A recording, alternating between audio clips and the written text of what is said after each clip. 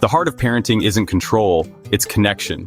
When kids feel truly connected to us, they naturally want to listen, cooperate, and engage. In this video, we'll explore a powerful mindset that starts with being present, staying emotionally tuned in, and communicating in ways that build trust. We'll cover everything from listening with empathy to creating healthy routines, setting boundaries, and even using play to inspire cooperation. You'll learn how to raise emotionally intelligent kids while growing your own confidence as a parent. By the end, you'll have a toolbox full of strategies that help you speak in ways your child can hear and feel loved by.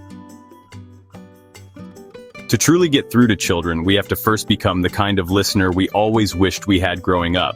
That means pausing before reacting, tuning in with curiosity, and offering our full attention when our kids speak, even when we're tired or distracted. A child who feels heard is a child who feels safe, and safety opens the door for real communication. Instead of jumping in with advice or corrections, reflect what you hear and name their emotions.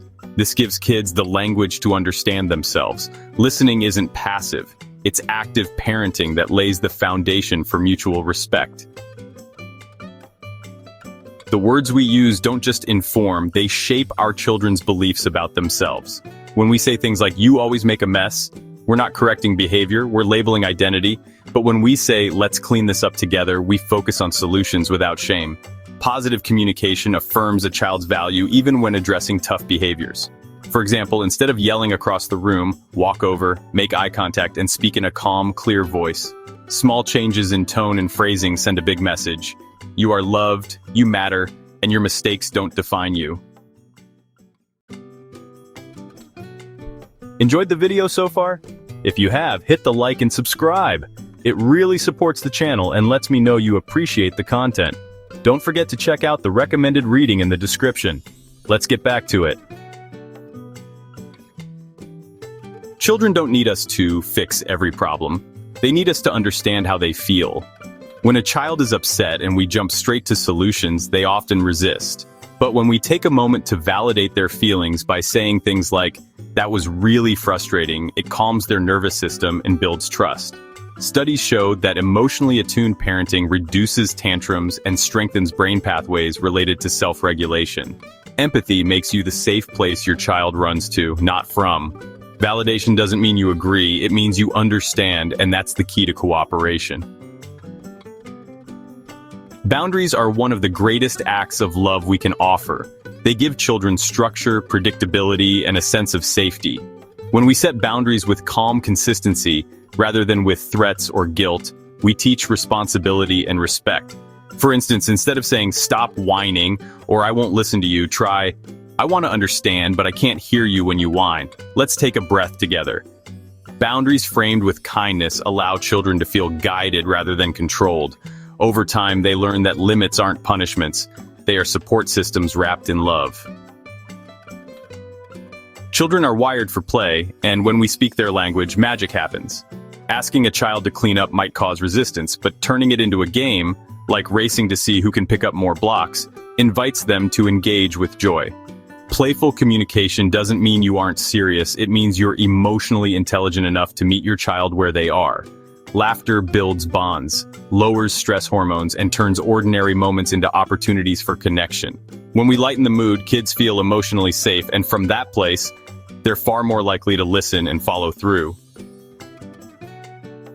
Emotional intelligence begins at home, and kids learn it by watching us. The more we name feelings, express them in healthy ways, and respond with calm instead of chaos, the more our children absorb those habits. For example, if your child says, "I'm mad," you might say, "I see you're mad. Want to talk about it or take a minute to breathe?" This teaches that emotions are safe and manageable.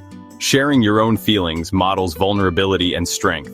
Over time, this builds children who can navigate emotions with clarity, which is essential for relationships, school, and mental health. Mistakes are how kids grow, and when we embrace a growth mindset, we stop expecting perfection and start celebrating progress. Instead of saying, "You're so smart," say, "I'm proud of how hard you worked." This teaches that effort matters more than outcome. When a child messes up, respond with curiosity instead of criticism. Ask, "What did you learn?" instead of "Why did you do that?" A growth mindset encourages resilience and confidence, helping children understand that they are capable of change. And when they see you learning too, they discover that personal growth is a lifelong adventure. Rituals give children a sense of rhythm and safety.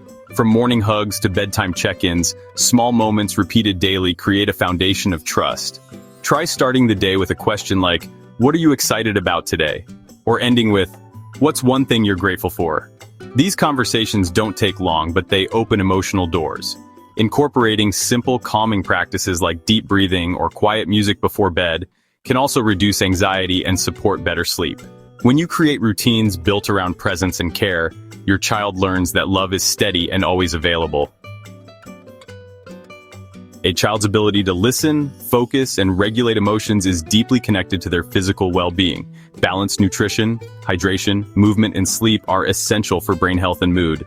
A child who's hungry, overstimulated, or tired is far less likely to cooperate. Even small changes, like a breakfast with protein or limiting screen time before bed, can dramatically shift behavior. Supplements like omega-3s or magnesium, when needed, may also support focus and calm. When we care for their bodies, we care for their minds, making it easier for communication to flow and emotional stability to take root. Children learn far more from what we do than what we say. When we show them that self-care matters, that we take breaks, move our bodies, and speak to ourselves kindly, we teach them to value their own well-being. Personal development isn't just for adults, it's a living lesson. If you practice mindfulness, set goals, or handle frustration with grace, your child internalizes those strategies. They start to see that being human means growing. Your commitment to your own health, learning, and peace becomes the blueprint they follow, creating a ripple effect of self-awareness in the next generation. In the end, our goal isn't perfect kids, it's whole kids. Children who know they are loved even when they make mistakes. Children who feel safe to express themselves, ask for help, and take risks. When you parent with connection, empathy, and clarity, you raise kids who not only listen, but thrive. Every moment of presence, every word of encouragement, and every boundary held with compassion builds their inner strength. So give yourself grace, trust the process, and remember, it's not about getting it right all the time. It's about showing up with love again and again.